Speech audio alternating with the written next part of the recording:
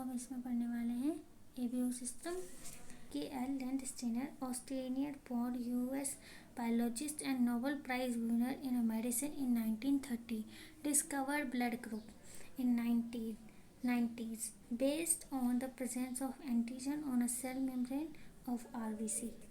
ठीक है, तो क्या बोल रहा है एबीओ सिस्टम में इंट्रोडक्शन दिया गया कि किसने इसकी खोज की थी। तो के एल लैंडस्टीनर ऑस्ट्रियन बॉर्न, जो ऑस्ट्रिया में उनका जन्म हुआ था, यूएस में वो बायोलॉजिस्ट थे, नोबेल प्राइज़ विनर थे मेडिसिन में 1930 में, जिन्होंने डिस्कवर करा था blood group in 90s based on the presence of antigen on the cell membrane of RBC. He found 2 types of antigen, इन्हें 2 टाइप की एंटीजन मिली, agglutinogen A and B on a cell membrane. इन्हें क्या मिला, 2 type की antigen मिली, A और B, cell membrane of RBC के ऊपर। 2 टाइप्स ऑफ एंटीबॉडी मिली, agglutinin A B alpha beta antibodies in the plasma. ठीक है, इन्होंने आरबीसी और प्लाज्मा के अंदर किया। आरबीसी पे जो ब्लड सेल्स पे ए और बी एग्लूटिनोजन मिला इन्हें। ठीक है, आरबीसी के सेल सरफेस पे, और जो टाइप एंटीबॉडी की टाइप थी, एंटीजन की तो बोलिए, एंटीबॉडी की जो टाइप थी वो एग्लूटिनिन थी, A B alpha beta antibody in the plasma. Antibody are produce only 2 to 3 months after birth. जो एंटीबॉडीज़ हैं वो प्रोड्यूस होती हैं बर्थ के 2 से 3 महीने बाद। ठीक है, तो ये याद कर लेना। इसे मैं अलग कलर से हाईलाइट कर देती हूँ।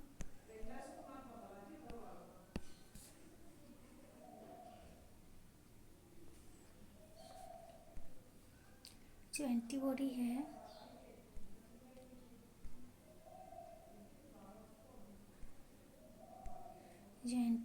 वो प्रोड्यूस होती है 2 to 3 months आफ्टर बर्थ। अब ब्लड ग्रुप की बात करेंगे तो ब्लड ग्रुप कितने टाइप का होता है। अब हम लोग कैसे सोचेंगे कि लैंडस्टीनर ने तो 2 ही ढूंढे थे, ए और बी, एंटीजन एंटीबॉडी दोनों ही। फिर ये ए बी ओ ये कहाँ से आया। तो देखो, कई जगह ऐसा था कि कई ब्लड सेल के ऊपर ए एंटीजन ही मिल रहा था, एंटीजन ही मिल रहा था, और कई पर ए बी दोनों मिल रहा था, कई पर ए मिल रहा था। और जिस आरबीसी की सेल सरफेस पर कोई एंटीजन नहीं था, उन्हें हम 0 से उन्होंने रिप्रोड्यूस किया था, बट बाद में उन्होंने कहा 0 का कोई मतलब नहीं, तो उन्होंने ओ डाल दिया। ठीक है, ओ, अब वो 0 को ओ समझ लिया गया, तो ये ए बी ओ सिस्टम बन गया। ठीक है, अब हम देखेंगे ब्लड ग्रुप होता है 4 टाइप का, ए बी ओ। ठीक है, एंटीजन इनमें सेम रहेगा, जैसा ब्लड ग्रुप है वैसा ही एंटीजन रहेगा। ये तो सीधा सिंपल है। जैसे मेरा ब्लड ग्रुप ए है तो मेरा एंटीजन भी ए ही होगा। ठीक है, अब मेरा ब्लड ग्रुप ए है तो मेरा एंटीबॉडी क्या होगा, बी होगा, क्योंकि हमेशा पॉजिटिव कभी साथ नहीं रहते, पॉजिटिव नेगेटिव साथ रहते हैं। ठीक है, तो अब हम देखेंगे कि जिसका बी एंटीजन होगा या फिर जिसका बी ब्लड ग्रुप होगा उसका एंटीबॉडी ए होगा, और जिसका एंटीजन ए बी होगा उसका एंटीबॉडी कोई भी नहीं होगा। ठीक है, और जिसका कोई एंटीजन ही नहीं होगा उसका एंटीबॉडी ए बी होगा। ठीक है, उल्टा करना है, ए बी के अंदर उल्टा कर दो, ए बी ओ के अंदर उल्टा कर दो। ठीक है, अब क्या बोलते हैं कि कौन किसको ब्लड डोनेट कर सकता है, कौन किससे रिसीव कर सकता है। ठीक है, तो अब हम पहले बात करेंगे ब्लड ग्रुप ए की, जो कि donate the blood A B and A. ठीक है, और receive from O and A. क्या बोला, जो अब मैं ए ब्लड ग्रुप हूँ तो मैं ए को दे सकती हूँ, ए बी वालों को भी दे सकती हूँ, पर मैं ब्लड किसके पास से ले सकती हूँ, ब्लड ग्रुप ओ के पास, और ब्लड ग्रुप ए के पास मैं ब्लड रिसीव कर सकती हूँ। ठीक है, अब बात होगी ब्लड ग्रुप बी की, जो कि ए बी को भी ब्लड दे सकता है और बी को भी दे सकता है, बट ए को नहीं दे सकता। ठीक है, अब आप लोग ऐसे सोचोगे कि ए जो है ए बी को दे रहा है उसमें तो बी एंटीजन है, रिएक्शन नहीं होगा, उसके बारे में हम आगे बात करेंगे। ठीक है, तो जो बी है वो ए बी और बी को भी देगा। ठीक है, देगा अपना ब्लड, पर जो रिसीव करेगा वो ओ और बी से ही करेगा, ठीक है। अब ए बी जो होता है वो ए बी को ही ब्लड डोनेट कर सकता है पर ले सभी से सकता है, इसीलिए उसे हम यूनिवर्सल रेसिपिएंट कहते हैं। क्या कहते हैं? Universal recipient. अब हम बात करेंगे ओ की, जो कि यूनिवर्सल डोनर होता है, ठीक है, जो कि ए बी ओ सबको दे सकता है पर ले ब्लड सिर्फ ओ से सकता है, ठीक है। इनकी प्रेजेंटेशन देखते हैं कि वो कितने कितने नंबर में प्रेजेंट होता है। जो ए ब्लड ग्रुप होता है वो 25% पीपल्स में होता है, ठीक है। बी जो ब्लड ग्रुप होता है वो भी 25% पीपल्स में होता है। ए बी जो है वो सिर्फ 5% में होता है, ठीक है। और जो ओ है वो 45% में होता है, ठीक है। अब हम भी देखेंगे A B O incompatibility. Incompatibility के अंदर हम देखेंगे, ठीक है, an antigen antibody immune response to infusion of another red blood cell. एक एंटीजन एंटीबॉडी इम्यून रिस्पॉन्स जो होता है उसका वो to infusion of another red. अब देखेंगे कि transfusion reaction occur most commonly in people with type O blood. जो ट्रांसफ्यूजन रिएक्शन है वो अक्कर हमेशा मोस्ट कॉमनली कौन से पीपल्स में होती है? ओ ब्लड ग्रुप पीपल में होती है, which carries no antigen on the red blood cells, जिनके रेड ब्लड सेल पे कोई भी एंटीजन प्रेजेंट नहीं होता है, and contain both antigen A antigen B antibody, ठीक है, anti A anti B antibodies, ठीक है। अब हम बात करेंगे इनटू ऑब्स्टेट्रिक्स ट्रांसप्लांटेशन। क्या बोल रहा है? Obstetrics transplantation foetal maternal transfusion occur when the fetal blood cells escape into the maternal circulation which cause the antibody formation। अब ये ऑब्स्टेट्रिक्स ट्रांसप्लांटेशन जिसमें फिटल मैटरनल ट्रांसफ्यूजन होता है वो अक्कर होता है जब फिटल ब्लड सेल्स स्केप हो जाती है मैटरनल सर्कुलेशन के अंदर, जो कि कोज करता है एंटीबॉडी फॉर्मेशन को। अब इसमें क्या होता है? Maternal antibodies then cross the placenta into the foetal circulation, attacks the destroy red blood cells which is evidenced by the neonatal hyperbilirubinaemia and jaundice. अब ये क्या बोल रहा है कि मैटरनल एंटीबॉडीज जो होती है वो क्रॉस कर जाती है प्लासेंटा को फिटल ब्लड सर्कुलेशन के अंदर, जो कि अटैक करती है, डिस्ट्रॉय करती है फिटस की आरबीसी को। जो एविडेंस है नियोनेटल हाइपर बिलिरुबिनेमिया, ठीक है, और उसे जॉन्डिस भी कहते हैं, ठीक है। तो जो बच्चा पैदा होते समय ऐसे बोलते हैं कि ये फिटस है, इसको जॉन्डिस है, ठीक है। अब इसको जॉन्डिस कैसे हुआ? देन जो उसकी मदर की लास्ट जो प्रेगनेंसी थी उसके अंदर जो उसका एल्डर भाई है जब वो पेट में था तो उसकी मम्मी और वो उनका ब्लड ग्रुप दोनों का अलग अलग था। तो वहाँ पे जब वो ब्लड फिटस का ब्लड मदर के साथ स्कैप हुआ, ठीक है, तो मदर के अंदर एंटीबॉडी बन गई, ठीक है।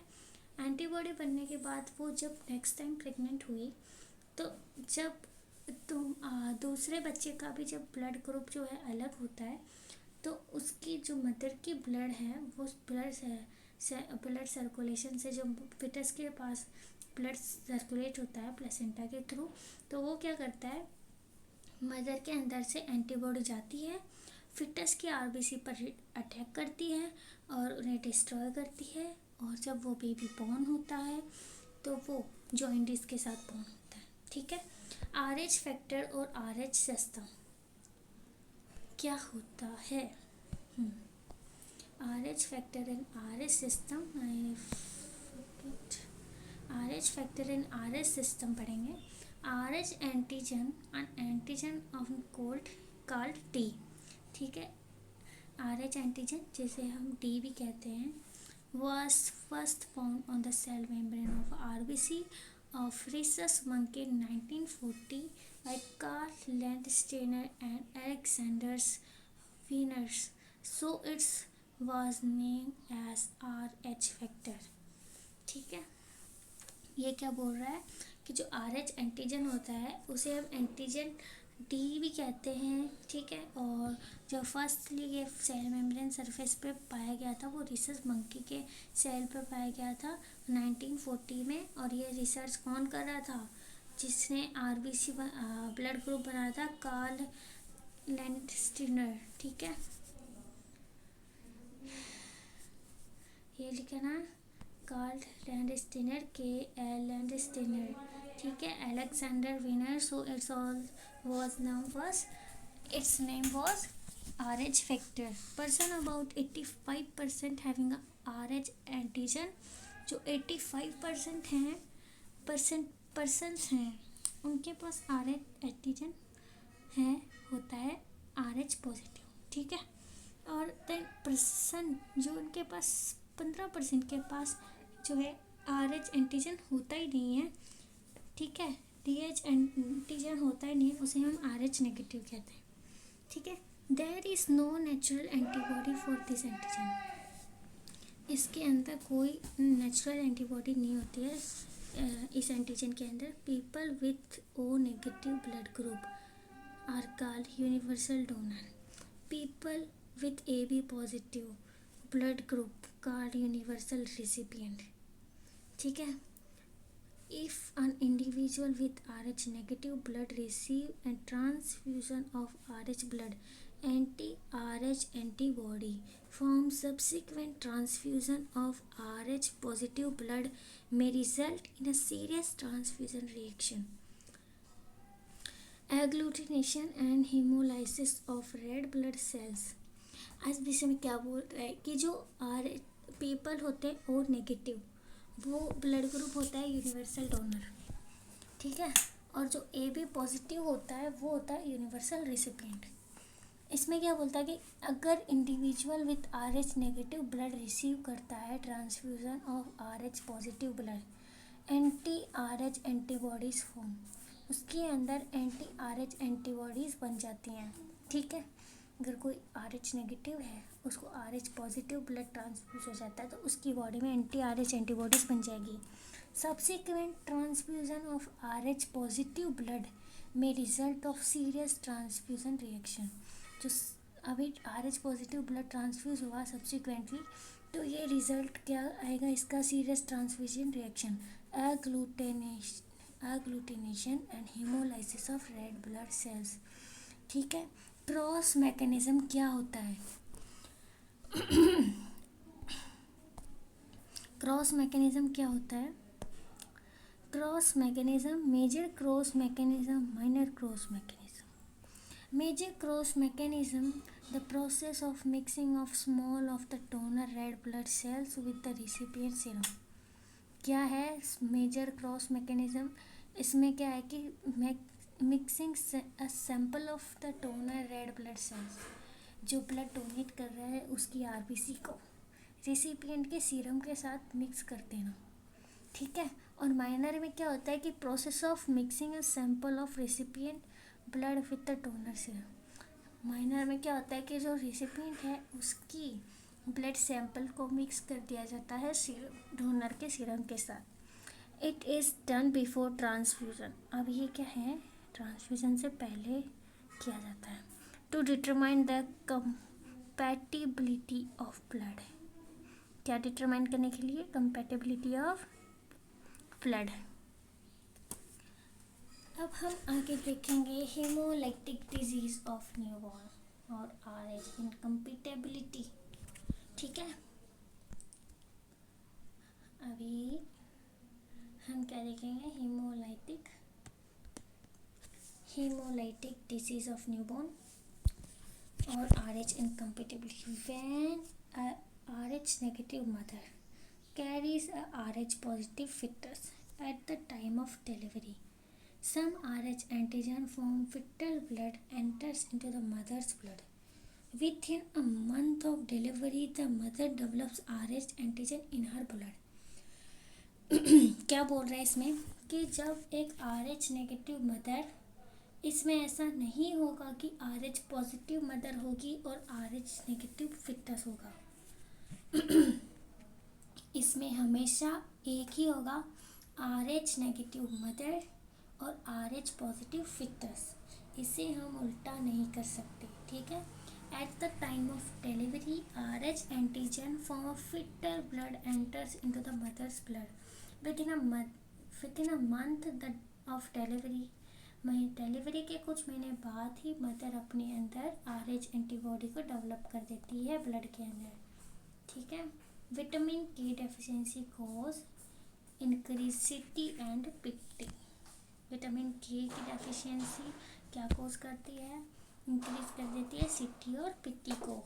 इसीलिए आफ्टर द बर्थ बच्चे को विटामिन के दिया जाता है, ठीक है। विटामिन के का इंजेक्शन है लेबर रूम में तैयार किया जाता है to inject the children for reduce the causes of CT and PT, okay. तो अब हम बात करेंगे थ्रोम्बोसिस की। Thrombosis, the formation of presence of a blood clot within the vascular system. Thrombus means clot. क्या बोल रहा है, थ्रोम्बस का मतलब होता है क्लॉट। अब ये क्या बोल रहा है, फॉर्मेशन हो रहा है और प्रेजेंट है ब्लड के अंदर एक क्लॉट प्रेजेंट है ब्लड सर्कुलेशन के अंदर, उसे हम वेस्कुलर सिस्टम के अंदर, ठीक है। आर्टेरियल सिस्टम नहीं, वेस्कुलर सिस्टम के अंदर ब्लड सर्कुलेशन के वेस्कुलर सिस्टम के अंदर अगर कोई ब्लड क्लॉट प्रेजेंट है तो उसे हम थ्रोम्बोसिस कहेंगे, ठीक है।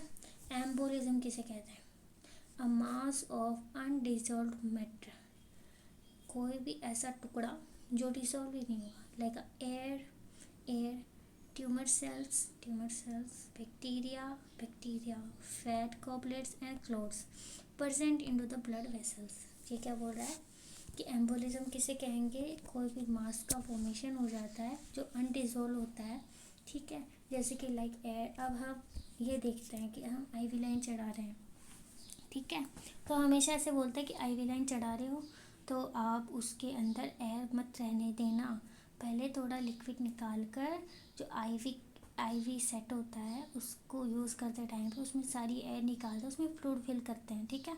तो उसमें अगर हमारे बॉडी में एयर चली गई तो वो हमारे बॉडी में एम्बोलिज्म करेगा, इसीलिए हमेशा IV लाइन चढ़ाते समय इस चीज़ का ध्यान रखा जाता है, ठीक है। When an embolus ludus in the lungs the condition is called pulmonary embolism. जब भी एम्बोलस लोड्स हो जाता है लंग्स के अंदर उस कंडीशन को हम पल्मोनरी एम्बोलिज्म कहते हैं। First common site of loads embolism is kidney. जो फर्स्ट कॉमन साइट होती है एम्बोलिज्म की किडनी होती है, because smaller diameter of efferent arterioles, ठीक है। तो फर्स्ट कॉमन साइट क्या होती है लोड्स होने की एम्बोलिज्म की किडनी के अंदर, कि इसमें स्मॉल डायमीटर के डिफरेंट आर्टेरियोल्स होती हैं। एंटीकोगुलेंट की बात करेंगे अब हम, ठीक है। हमारे पास देखिए बहुत सारा पड़ा है, अभी बहुत पीछे है अभी, तो हम अभी देखेंगे एंटीकोगुलेंट क्या होता है। एंटीकोगुलेंट, दो substance which prevent and suppress blood clotting called anticoagulant like heparin, warfarin, etc.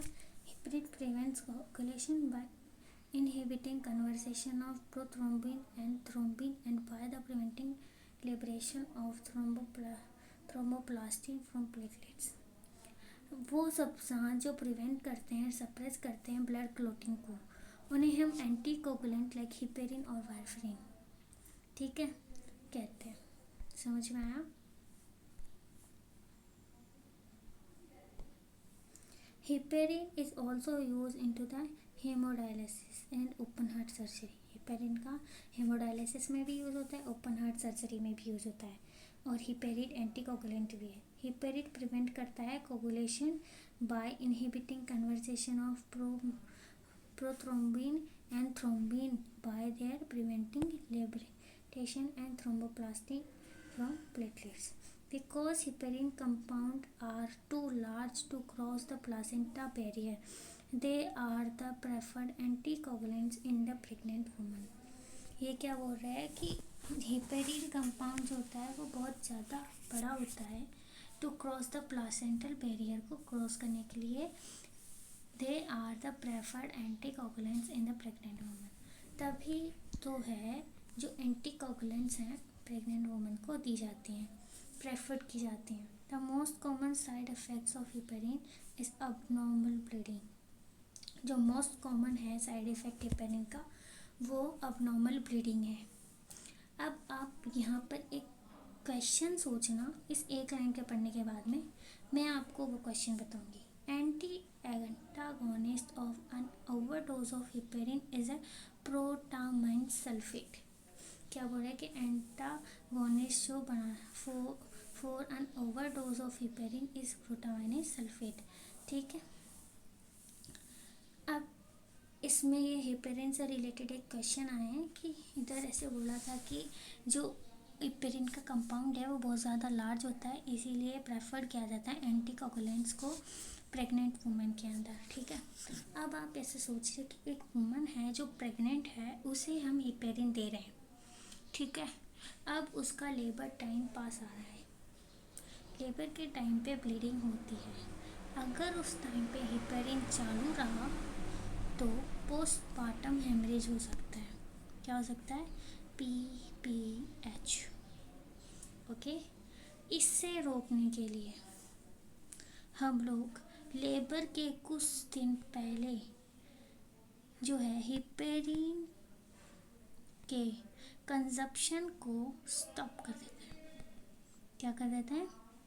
Stop कर देते हैं। तो ये यहाँ पे सोचने वाली बात है कि प्रेग्नेंट वुमन को दिया है ना एंटीकोगुलेंट, तो अगर वो कंटिन्यूसली ले रही है, ठीक है, तो लेबर के टाइम पे अगर उसे हेपेरिन लिया हुआ है, ठीक है, तो वो क्या करेगी? ब्लीडिंग उसकी रुकेगी नहीं। ठीक है, तो तभी है ना जब लेबर होता है उसकी 24 आवर्स, ठीक है, 24 आवर्स पहले ही इसे स्टॉप कर दिया जाता है हेपेरिन को। ठीक है, अभी हम वारफेरिन पढ़ते हैं। वारफेरिन का क्या है? Warfarin often use an antagonist of vitamin K by blocking of synthesis of 4 clotting factor। Warfarin use होता है एंटागोनिस्ट ऑफ विटामिन के, जो कि ब्लॉक कर by blocking of synthesis of 4 clotting factor के सिंथेसिस को ब्लॉक करके ये विटामिन के इसका एंटागोनिस्ट का यूज़ होता है। Use of anti platelets drug, ठीक है, like aspirin, it's contraindicated during warfarin and heparin therapy. अब यहाँ पे ये कि एंटी प्लेटलेट्स ड्रग है जो कि एस्पिरिन है, उसे कॉन्ट्राइंडिकेटेड किया गया है कि भाई जब वारफेरिन और हेपेरिन की थेरेपी चल रही है तो आप एस्पिरिन नहीं ले सकते। एस्पिरिन क्या है?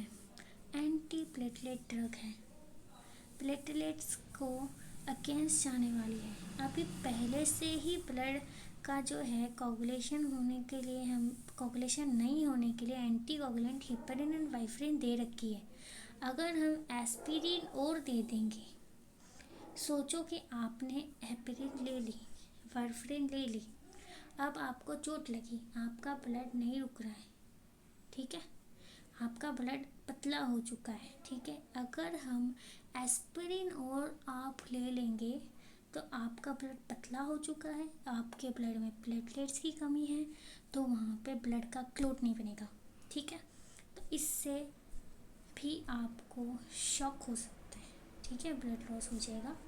EDTA ethylene diamine tetra acidic acid oxalate and CPD citrate phosphate dextrose combined with the calcium and decrease calcium level in the blood and blood coagulation doesn't occur।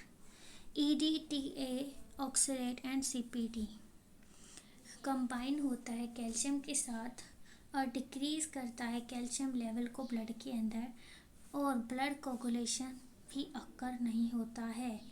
ठीक है, अब ये बात किसकी हो रही है यहाँ पे? बात किसकी हो रही है? इसकी हो रही है कि क्या बोल रहा है कि ब्लड कोगुलेशन नहीं होगा। किससे? वारफरीन की बात हो रही है, वारफरीन पढ़ रहे हैं ना, इसीलिए। अब थ्रोम्बोलाइटिक एजेंट की बात करेंगे। Substance that dissolve already formed blood clot, वो सब्सटेंस जो डिसॉल्व ऑलरेडी हो जाता है फॉर्म्ड ब्लड क्लॉट के अंदर, streptokinase, urokinase, tissue plasminogen activator, ठीक है। These substances most commonly used in MI, myocardial infarction and stroke, brain attack, ठीक है।